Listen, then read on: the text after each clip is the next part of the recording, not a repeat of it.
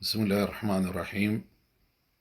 الحمد لله رب العالمين، وأصلي وأسلم على سيد الأبرار سيدنا محمد وعلى آله وصحبه وسلم أجمعين. رب اشرح لي صدري ويسر لي أمري واحلل عقدة من لساني يفقه قولي. ربي يسر ولا تعسر علي. السلام عليكم ورحمة الله وبركاته. ولا الله شرفت له إلهي سبحانه وتعالى سلامتيسا إسلامك الدعاء meel kasta aad joogtaan ayaan idinku salaamay. assalaamu calaykum waraxmatullaahi wabarakaatuh, oo micnaheeda ay tahay dushiin ha ahaato nabad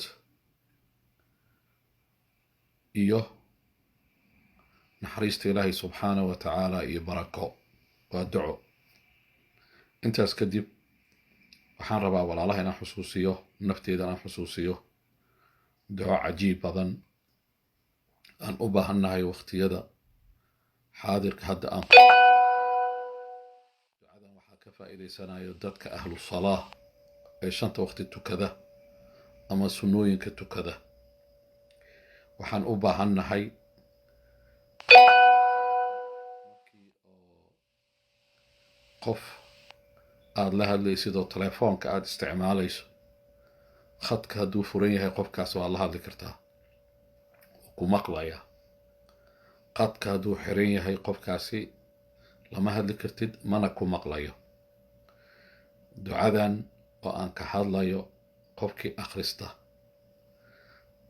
abwaabu samaa, albaabada samaawaadka oo dhan ayaa loo wada furayaa si wuxuu rabo uu ilaahay uu u gaarsiiyo loona aqbalo. waxaana la akhristaa salaada markaad galaysid kadib. markaad akhrisato kadib oo abwaabu samaa lagu furo, ilaahay waxaad weydiisanaysaa wax alle waxaad rabto adoo salaada ku jira.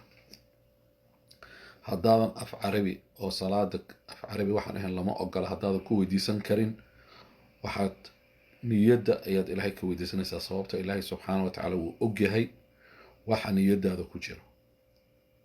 ducadan waa saxiix, xadiiska imaam muslim ayaa wariyey. xadiiska sidan ayuu dhahayaa: cabdullaahi ibni cumar radia allahu tacaala canhuma, isagii aabiis ila ka raali noqdo, ayaa wuxuu yiri baynamaa naxnu nusallii maca annabiyi sala allahu calayhi wasalam, annagoo nebiga salaad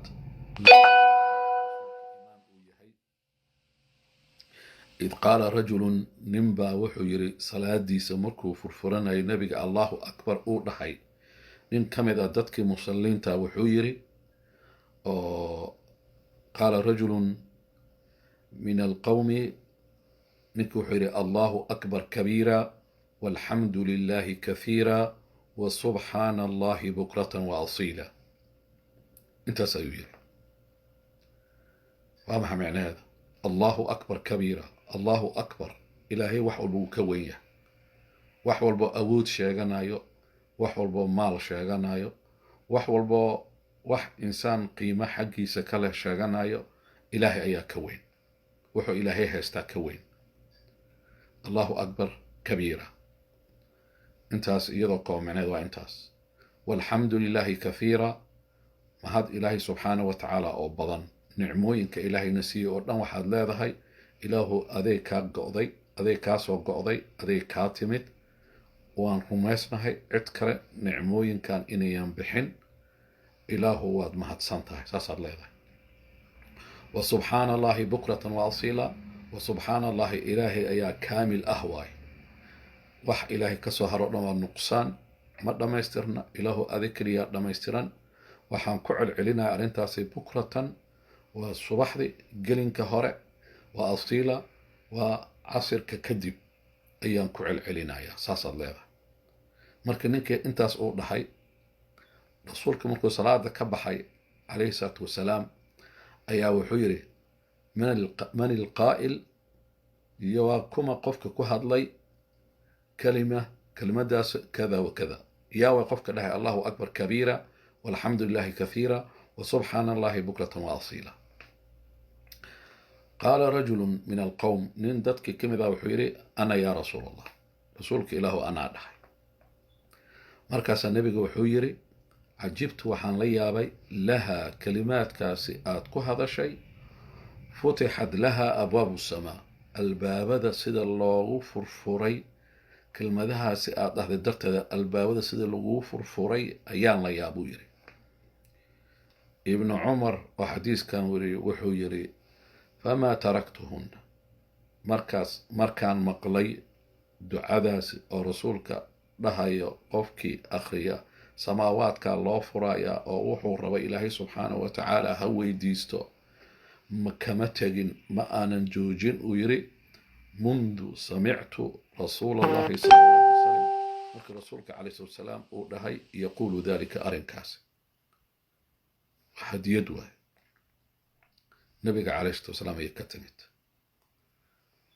adna hadiyadan markaad maqasho aad xifdiso qof walba oo muslim ah oo walaalka iyo walaasha ah u gudbi caawa ha seexan adoon gudbin si lagu qoro ajirka iyo thawaabka ruux walba oo muslim ah oo aad gaarsiiso uu heli doono.